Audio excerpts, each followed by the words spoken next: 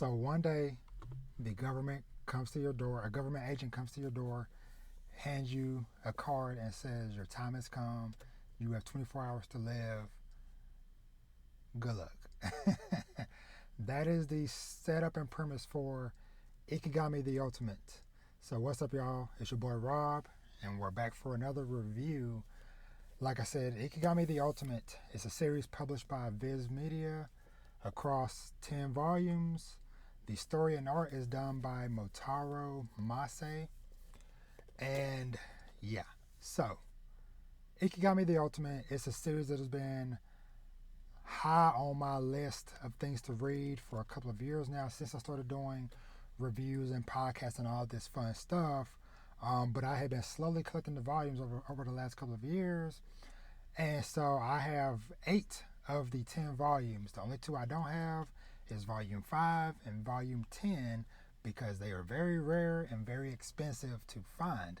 But luckily, Viz Media, a few months back when they introduced their Viz Manga subscription and stuff, they added Ikigami the Ultimate on there. But because it's a mature rated series, it's only available to read on the website, which is fine. So I was able to read those between the physical volumes I have.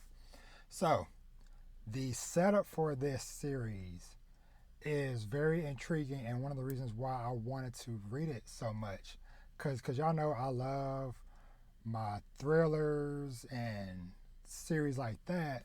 And so basically, in this world, the government implements this thing called the National Welfare Act, and our main character, Fujimoto, is a messenger. Now, the National Welfare Act basically, where when kids reach first grade, 1 in every 1,000 vaccinations that they receive at that time, one of them has a nano capsule that at a predetermined date and time will explode in their heart, thus killing them. And everybody else, of course, you also get like immunity to a lot of diseases and different things like that. But you just never know. And this will happen, this death will occur sometime between the ages of 18 to 24. So during that time period, I would imagine you'd be under a lot of stress or just not know, because the way they have their system structured is that the facility that creates the vaccines and stuff is split into 3 groups. It is the first group that puts the capsules into the vaccines, and they label them, and they know which vaccine has a capsule. The second group takes the vaccines and puts them in syringes. They know what vaccine goes with which syringe. And then part 3 is the people that make note of who got injected with that particular vaccine. So they do it that way so that it's not easy to track what went where and stuff. Whatever is like all the only thing that happens is that when the person's time comes, it's like, oh, okay, we have capsule 344, was put into vaccine, 22. Well, we informed the second team. They checked their records, like, okay, vaccine 22 went into syringe 99. Okay, syringe 99 was injected into Billy Joe, in Orange County. And so that is how the process of this all works. And the government is doing this so that people both appreciate the value of life and live to be model citizens. And so what happens is that in this final 24 hours, you get this Ikigami card, and it grants you certain permissions or certain privileges to where, like, most public transportation is free.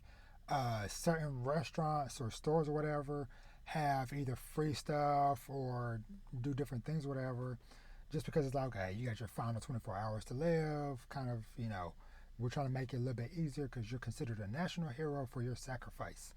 Um, and also the family of the person once they die will receive a pension fund of money as long as that person doesn't do anything crazy. Now, if you mess around, do something crazy, like, okay, you know what, I'm about to die, I'm gonna get revenge on that dude that screwed me over all them years ago, or I'm gonna go and assault this person, or I'm gonna go and commit this crime, whatever.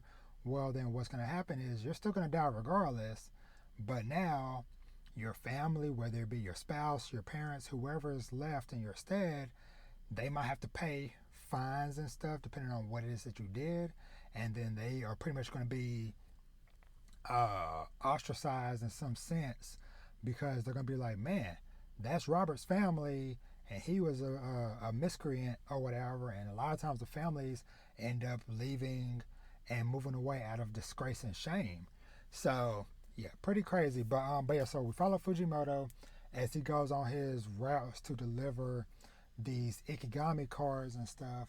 And it was just like such a very fascinating and engrossing story because you have these smaller bite-sized stories of the person they got the Ikigami card, and then we follow them kind of how they live their final 24 hours.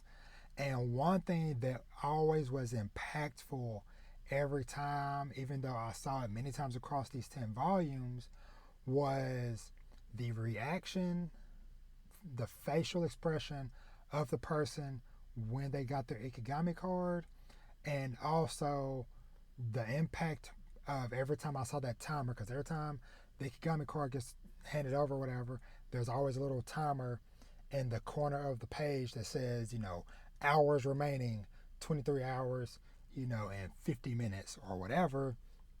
And throughout that person's story arc, we get to see, the passage of time. And so every so often you'll see, okay, 16 hours, 15 minutes left to live, 7 hours and 36 minutes to live, or whatever. And it's just like, man, this sucks. Like, you see this person going on their final day or whatever. And like I said, some of them do good deeds, or some of them make sure, like, hey, okay, I made a promise to do something, whatever. I'm going to do what I can to make sure this gets done, or that things are in place for it to get done even after I'm gone. Some people go for revenge, and some people are just so stunned by the news that they just do nothing. They just sit there and be like, this is it. And so the crazy thing also that you have to kind of keep in mind with this being known, that like, okay, from the ages of 18 to 24, this might happen to you or whatever. Some people choose to kind of like live a kind of small and modest life just in case. But some people, even knowing the risk, they still get married, they still might have kids, they might still start a business or whatever. And then it's like, and that kind of ends up in a struggle, whatever, to like there was a character that had got pregnant pretty young or whatever, and the parents was kind of against it because they're like, hey, well, what if something happens to you or whatever? You should not have the baby and all this stuff or whatever. And so you end up in a lot of like situations like that. And throughout seeing all these smaller stories, we're also seeing how Fujimoto is impacted by this because he's the one having to deliver this Ikigami card to all these people. And sometimes people take it well, sometimes people are distraught, sometimes people are angry, and he ends up in danger himself because it's like, hey, this is your fault, you're with the government, da da da da. And it's like, no, it's just a job in a sense or whatever. And it's like he's just the messenger or whatever. He's not the person that injected your child 20 years ago or whatever. He's not the one that's making the vaccinations and stuff, whatever. He is just unfortunately tasked with this role of delivering these heartbreaking messages and stuff. And so you kind of get to see how his mentality and how he perceives stuff kind of morphs and shapes over the course of this series. And it is expertly done. Like I said, you get so many interesting characters along the way, some of which kind of pop up again throughout the story here and there, like some of like the surviving family members and stuff, whatever might kind of come back into play later on, um, or he might kind of think back on that person and that situation or whatever. And yeah, overall, the story is just so good. Um, and one big thing, like I mentioned, just like the impact of the story. One of the most impactful things is it visually and the art, because the author of this series does such a great job of, especially when it comes to the impact shots, the facial expressions, like they are definitely something like when you turn the page and you just see like the despair or the anger or whatever the case may be on the person's face. It is just truly a sight to behold, and like I said, just like adds even more weight to a lot of these situations and stuff. And I'm glad that along the way I had did a Twitter thread of my read through of the series. Of course, there are certain parts to where I was like so engrossed in it or whatever, to where I wasn't screenshotting and adding it in my thread or whatever, which is fine.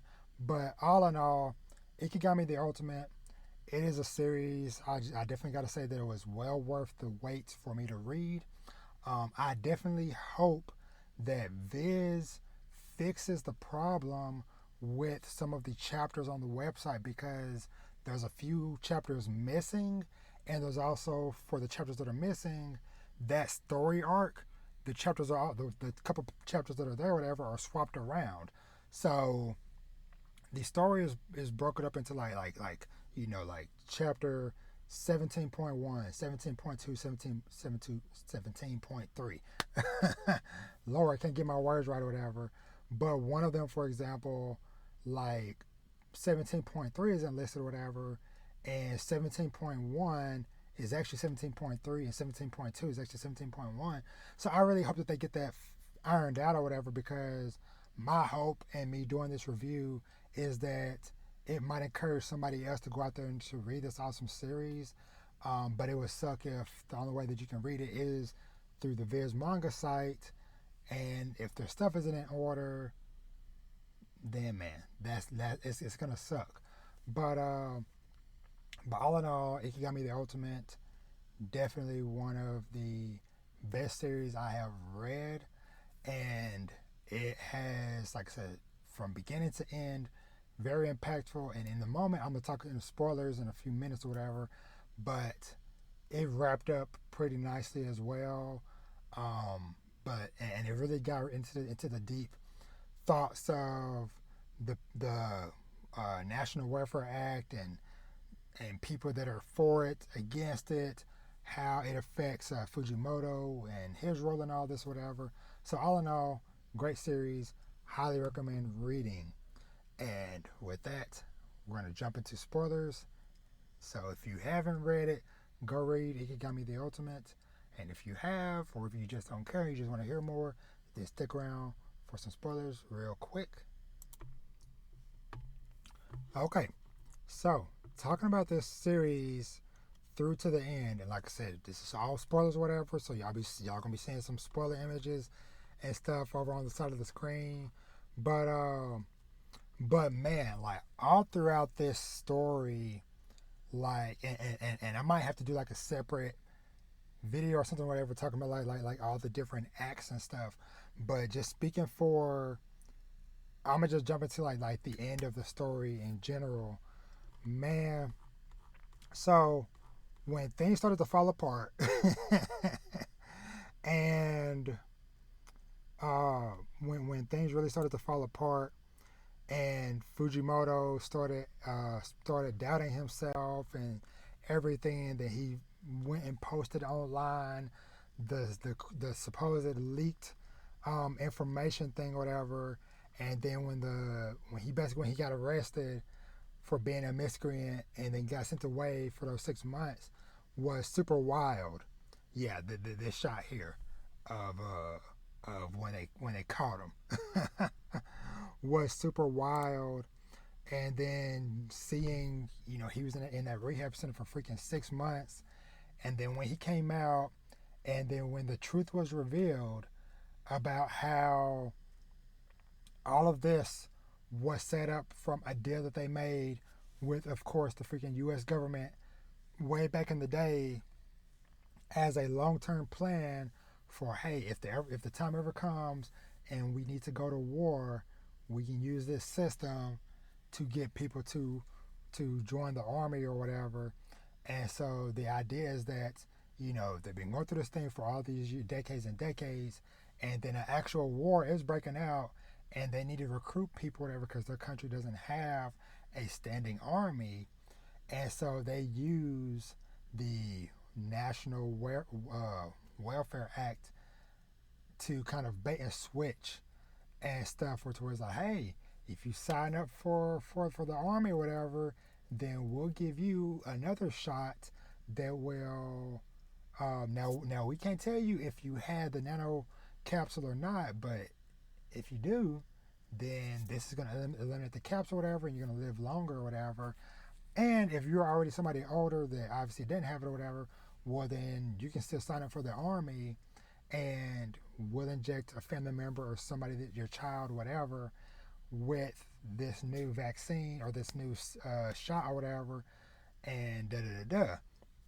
And so seeing Fujimoto just like being surprised and distraught, man, was just, it was just so wild just to see like that final moment of where he's trying to escape with the doctor, who ended up being like a kind of double agent or whatever, to where they sent him to spy on her, but she was actually spying on him.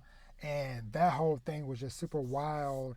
And the fact that if it wasn't for the war going on, then they literally would not have escaped or whatever. But the fact that they snuck on this boat or whatever, and then stuff started getting bombed in the background or whatever, that distracted the police and everybody long enough for them to make their escape on the ship out of the country or whatever. And that's kind of where the story ends. Now, I did see that there is a sequel series that just started a couple of years ago. I can't find it anywhere translated yet or whatever, so I'll be very curious to see what that is. Is it Fujimoto trying to maybe fight the fight from outside the country now, or what is going on with that story with us? I definitely want to learn more about it through that way or whatever. But yeah, man, like all throughout, like I said, like all the different stories and stuff that happened along the way was just so dope, so special. I'm trying to think like that there are so many of them that I'm trying to recall one specifically. I definitely gotta say, this series has some of the most trash parents in existence. One of the main ones I'm gonna talk about right now, whatever, and I might still do something separate later on. But the one mom who was running for a government role, and her son got an Ikigami, and she wanted to use him getting an Ikigami as a way to try to help boost up her political standing or whatever, was such a trash move. And so, and yeah, this kid, that was all about supporting the government or whatever. But oh man, sorry, I'm all over the place. But the Ikigami that went to the graffiti artist dude, like this is definitely one of the most impactful panels in this series. Is where he drew the people like people with their bodies holding up the Ikigami card over their face, and then the gun. Like that ish was super insane and like super like beyond impactful. Let me see. So I'm trying to see if I can find that panel. But anywho, point is, like I said, that mom that was just trying to use her son for that situation was super trash. Shout out to this brother though, that he wanted to donate his I think like the cornea or whatever from his eyes to his sister who had went blind because their family ended up in this bad car accident when she was a young child, and she ended up losing her sight. And so since he found out he was about to die, he wanted them to transplant the corneas or whatever from his eyes to his sisters. And the fact that Fujimoto worked with this guy and the hospital staff to trick the sister in order for her to get this operation or whatever, the fact that they got everybody in the hospital on board with this to where they set the clock back an hour so that the brother could still meet the quote unquote promise to be there for the surgery. And that one shot of her walking through the hospital, and there's posters up everywhere. There's like, hey, warning, or for awareness, we're moving the time back, all that stuff, whatever. And it was just so dope because like she's blind, but she's surrounded by all these pictures and warning signs of her. It was just like super, super amazing. But yeah, but all in all, like I said, I don't need to do the full rundown for y'all on everything. But like I said, just knowing that this series was so amazing. So amazing from top to bottom. And like I said, I highly recommend, if you have not read it, go read it. I do know that there is like a live action drama or whatever about it. I don't know. Part of me is kind of interested in maybe checking it out, but I don't know if my heart could handle that pressure or whatever in live action form, because it was stressful enough reading it. So, but I don't know. But like I said, Ikigami the Ultimate, definitely super awesome, super worth the read. And yeah, so if you've read this series, comment down below or reach out to me on Twitter or whatever at Dennis to Talk, and let me know what you thought of this series. But I loved it. Like I said, definitely gave you a lot of things to think about and to contemplate on, and all that fun stuff, whatever. So, but yeah. But as always, thank you so much for watching and or listening. As always, you can find me everywhere at Danny's to Talk, and make sure you're subscribed on YouTube or following on whatever your favorite podcast streaming service is. And let me know what you thought of the series. And with that, I'm out. Y'all have an awesome day and or week, and I'll catch you on the next one. Read Ikigami. Peace.